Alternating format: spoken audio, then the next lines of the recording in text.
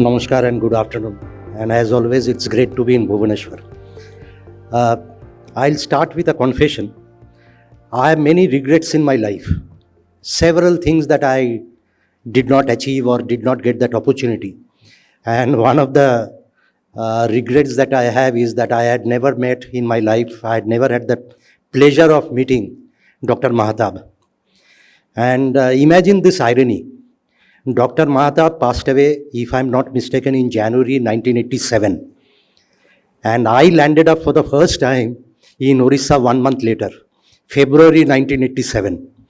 I missed out on Dr. Mahatab just by a month. And that's a regret which is going to stay.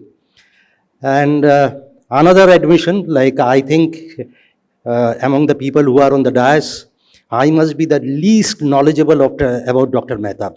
Because as I said, I have never met him. I have only, like many of us, I have read up on him. I have read a lot of literature that exists about Dr. Mahatab. I have read 1 or 2 columns of his also. Not that I take a lot of time to read Odia, but I do read Odia. So I have had that opportunity of reading. He was a great man. And imagine the kind of whatever that he achieved in his lifetime. He was a Congress leader, he was a politician par excellence, he was a journalist, he was an editor, he was an entrepreneur, media entrepreneur by his own right. He started Prajatantra, shifted it to Balasore, brought it back to Bhubaneswar, and Prajatantra had seen great days. So, Prime Minister, Chief Minister, Union Minister, whatever that we can think of, he had achieved in his life. So, there is a lot to admire in Dr. Mahatab. But while we eulogize, and maybe forgive me if I'm being slightly politically incorrect here, he was a man, obviously, he definitely was a great man of his, but his greatness was confined to his times. He was great then. We need to eulogize him, we need to respect him, we need to admire him. But while we eulogize him, does it necessarily also mean that we blindly do what he had been doing then? Because what he was doing then was possibly justified in those times. Now, I think we should not be blindly, while we eulogize him, we should not blindly follow his footsteps. One, I believe in media press freedom. Journalism then, when Dr. Mahatab was practicing journalism, they were driven by different objectives, different ideals. That was first, Prajatantra was started. Obviously, it was freedom struggle. When Prajatantra was revived, resurrected, came back to Cuttack again from Balasore, I think it was nation building. So he had enough reasons to be a media luminary. But 70, 80 years later, the context has changed, the situation has changed.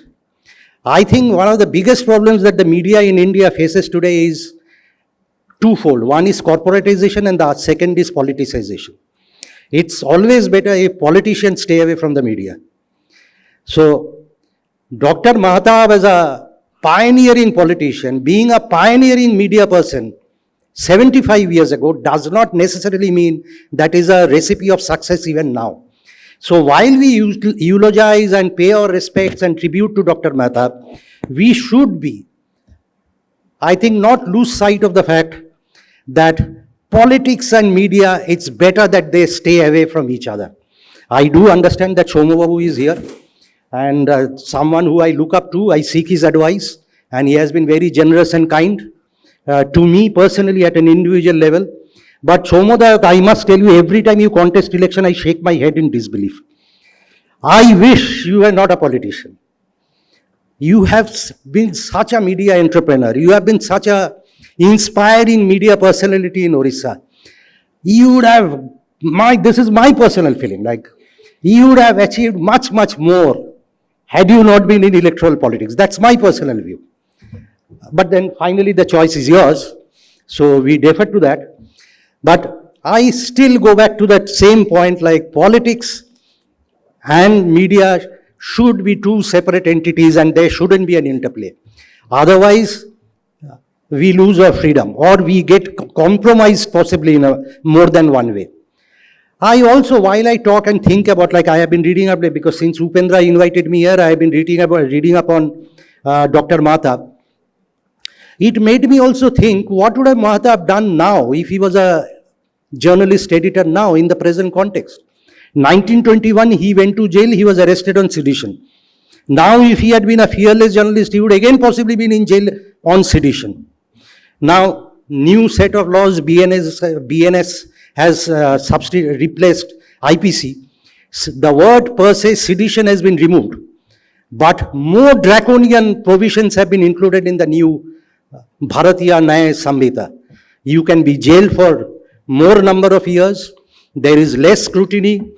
So could Dr. Mahtab have practiced his brand of fearless journalism now that which he used to practice 70 years earlier?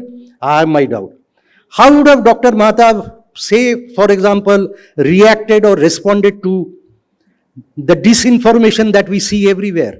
Misinformation was always there, but disinformation is a new phenomenon, there is an avalanche of disinformation. How would he have possibly reacted to AI, artificial intelligence? So these are just food for thought. I would also not like to take too much of time. Dr. Mahtab was a great luminary, someone we must eulogize and look up to.